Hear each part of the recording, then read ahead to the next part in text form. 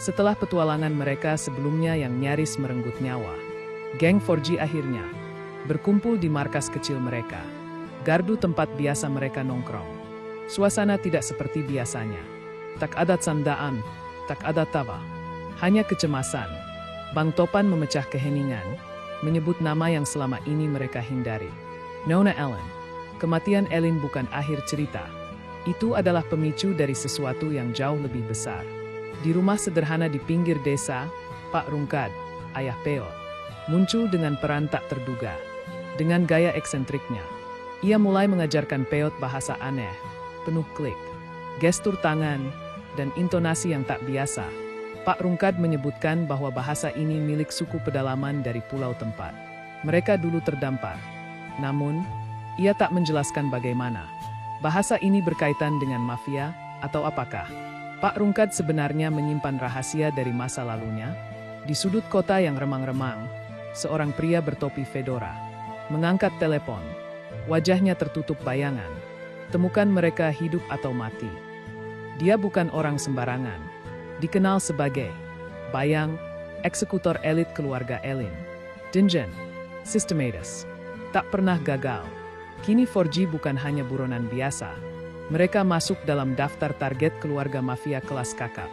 Robi, yang jago teknologi, berhasil menyusup ke server milik mafia dan menemukan sebuah rekaman lama. Ellen ternyata memiliki rencana berbeda dari keluarganya. Ia ingin keluar dari dunia hitam. Namun rekaman itu juga menunjukkan seseorang yang mengkhianati Ellen. Dari dalam keluarganya sendiri. Sosok ini kemungkinan besar adalah dalang di balik perburuan geng 4G sekarang. Dalam sebuah penyergapan tiba-tiba di pasar malam, Peot tanpa sadar menggunakan bahasa suku yang diajarkan Pak Rungkad kepada seorang pria tua asing yang tampak panik. Pria itu langsung menuntun mereka masuk ke gang sempit dan membuka pintu rahasia ke Palatana.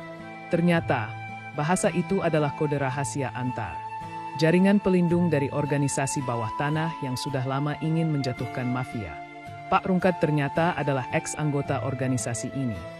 Dan ia tahu waktunya akan tiba saat anaknya harus terlibat. Geng 4G kini harus memilih, kabur dan bersembunyi selamanya, atau melawan dengan bantuan jaringan lama Pak Rungkad dan informasi dari rekaman Robi. Mereka tahu, satu-satunya cara mengakhiri ini adalah dengan menjatuhkan kepala keluarga mafia, atau mereka semua akan jadi korban berikutnya. Kamera perlahan menyorot sebuah meja kayu tua. Di atasnya ada foto geng 4G, dicoret satu persatu.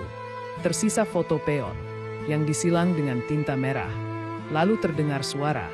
Kita mulai dari anak si Rungkad. Apakah pihak Pekel Selamat? Siapa sebenarnya Bayang?